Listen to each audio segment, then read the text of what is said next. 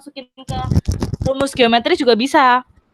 Tinggal dianalisis A-nya 3, R-nya 2. Terus N-nya yang ditanyain 5. 5 kurangi 1, berarti 4. Berarti R pangkat 4.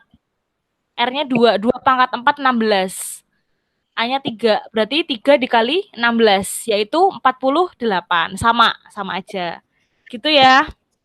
Ada pertanyaan nggak yang dari deret geometri nih? Kayaknya Miss jelasnya terlalu cepat, aku terlalu dapat. Oh, oke. Siap.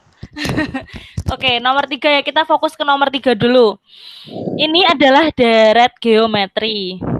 Jadi deret geometri itu bedanya sama baris, dia dipisahkan oleh tanda plus.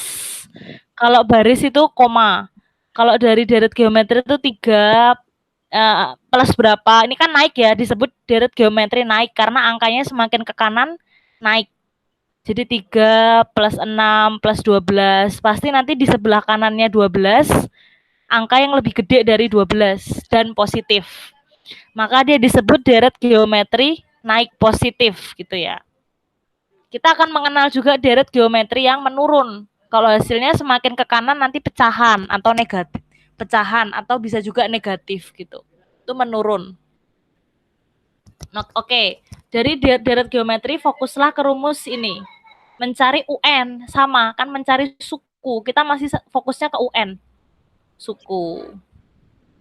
Yaitu mencari U5 atau suku kelima. Jadi posisi kelima dari deret geometri. Setelah 12 ini kan suku keempat. Nanti sebelahnya lagi suku kelima. Nanti sebelahnya lagi gitu ya. Jadi ini suku pertama, suku kedua, suku ketiga, suku keempat, satu lagi suku kelima. Nah, berarti kita fokus ke ini rumus di bawah geometri. UN sama dengan A kali R pangkat N min 1. Dengan A-nya sama kayak di aritmatika. A yaitu suku pertama, yaitu 3. Dimasukin 3 di sini. UN sama dengan 3. Dikalikan R. R-nya berapa? R di sini kalau geometri adalah rasio. Rasio itu ini pembagian. Jadi kalau misalnya aritmatika, kita mendapatkan beda. Beda itu kan 4 dikurangin 2. Tapi kalau rasio, itu pembagian antara suku kedua dibagi suku pertama. Atau suku ketiga dibagi suku kedua. Nah, itu ketemu rasio. Rasio itu perbedaan juga, tapi dalam hal ini kalau geometri dibagi caranya. 6 dibagi 3. R-nya ketemu 2. Apakah saya terlalu cepat? Cukup. Oke. Cukup. Oke, gitu ya. Dari UN, U5 sama dengan A-nya 3 dikali R-nya, rasio didapat dari U2 dibagi U1 atau U3 dibagi U2. Sama, pasti sama gitu kan. Ini kebetulan soalnya sama ya. 6 bagi 3 itu 2, 12 bagi 6 juga sama 2 gitu. Maka R-nya 2. 3 dikali 2 pangkat berapa? Nah, ini harus dipangkatin dulu 2-nya. N min 1. N-nya itu didapat dari 5 karena ini kan suku 5, suku kelima, mencari suku kelima. Maka di sini N-nya 5. 5 dikurangin 1. 4. Berarti 2 dipangkat 4 berapa? Nah, paling enggak kita udah hafal ini ya, bilangan berpangkat. Kalau udah hafal, bisa cepat ngitungnya. 2 pangkat 4, oh dari 2 pangkat 2 dikali 2 pangkat 2, misalnya gitu. Berarti 4 dikalikan 4, 16. Berarti 2 pangkat 4, 16. Bu, si Gliseria kok nggak ada suaranya ya pas dia bicara? Oh, itu saya, sama aja sih. Mungkin Oh, itu ibunya ya? kedobel kali. Oh, kan ada yang double soalnya, Bu.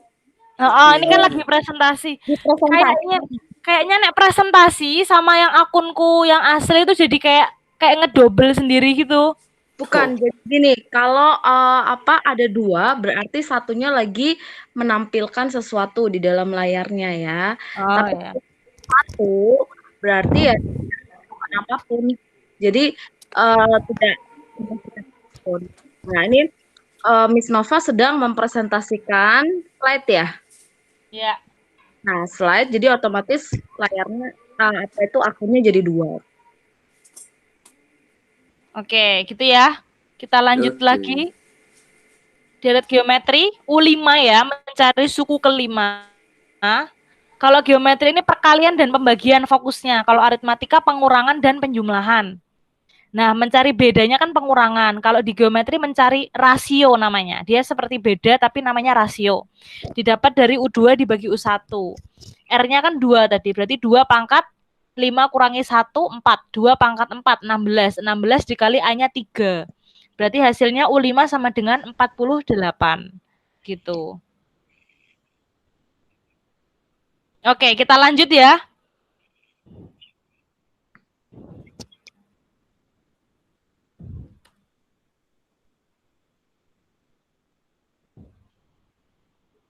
Oke. Nah, barisan dan deret nanti kalian akan menemukan yang namanya pola bilangan. Jadi kayak misalnya kalian pernah kan latihan ada segitiga bulat-bulatan segitiga berpola. Nah, itu ada juga yang es krim, ada juga yang korek api.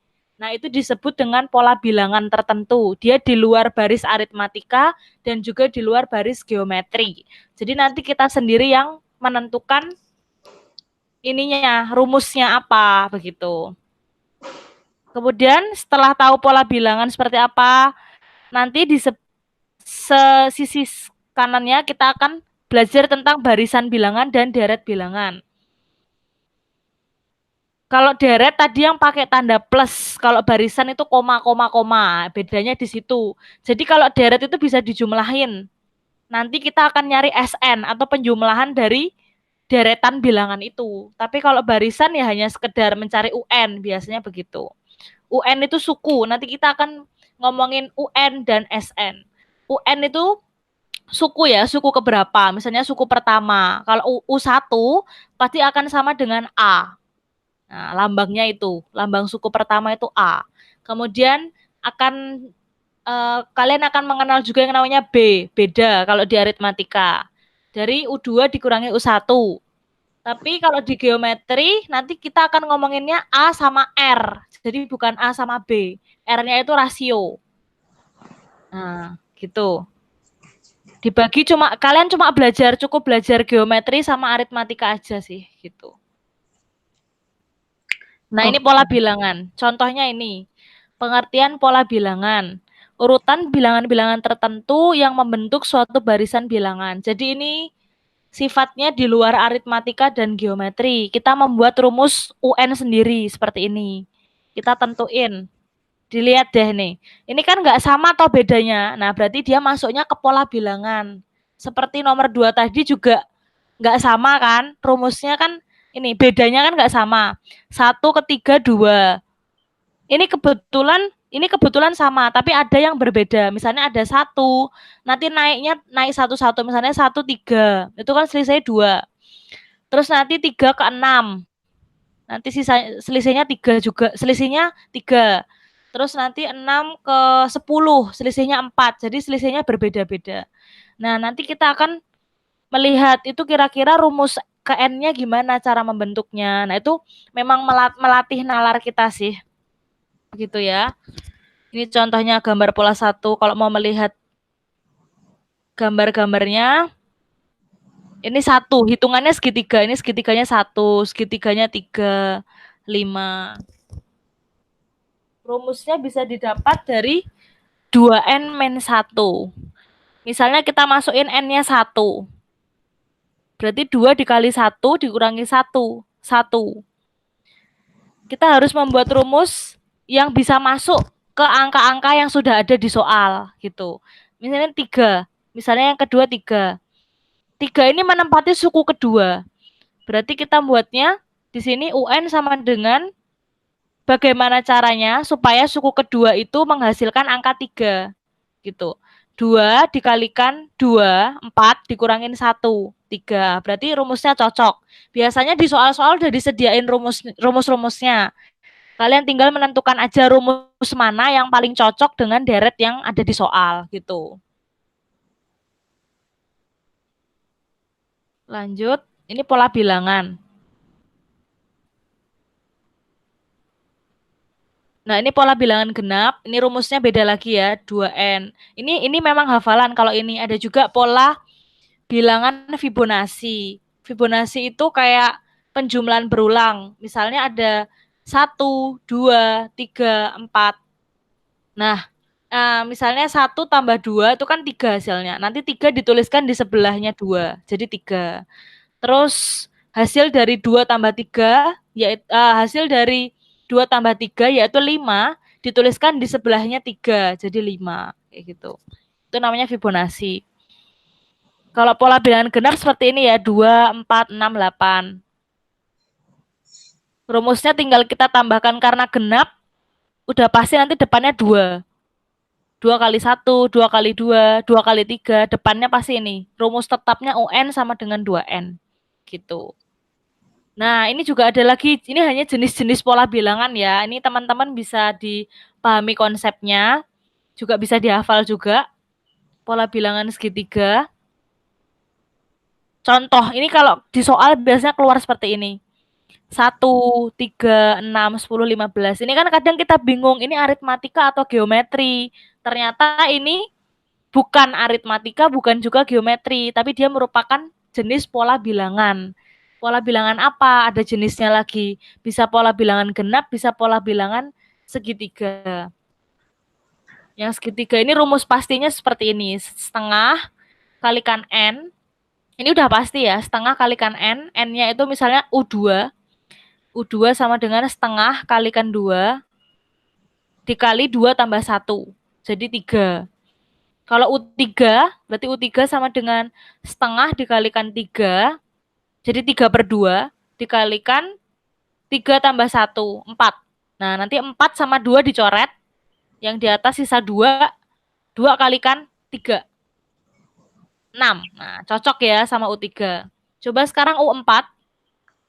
U4 sama dengan setengah dikalikan 4. Maka 4 dibagi 2, 2. Terus dikaliin 2 tambah 1, 5. 5 dikaliin 2, 10. Nah, cocok ya, gitu. Lanjut. Nah, ini pola bilangan persegi. Jadi ada macam-macamnya, adik-adik. Tapi lingkup belajar kalian ya hanya sebatas ini aja. Pola bilangan persegi panjang, pola bilangan genap, pola bilangan segitiga gitu. Pola bilangan ganjil ini juga udah rumus tetap dari sana. Gitu. Pola bilangan persegi panjang ini juga. Terus ini persegi dulu, persegi. Kalau persegi itu kan kenapa disebut pola bilangan persegi dan rumusnya kuadrat? Karena biasanya mencari luas persegi itu sisi kuadrat. Makanya di sini disebut pola bilangan persegi. Karena rumusnya itu tinggal dikuadratin aja. 1, 4, 9, 16, 25, 36, 7 kuadrat, 49, dan seterusnya. Jadi udah tahu ya adik-adik, U1 itu 1, U2 suku, U itu suku. Suku pertama itu 1. Suku kedua itu 4.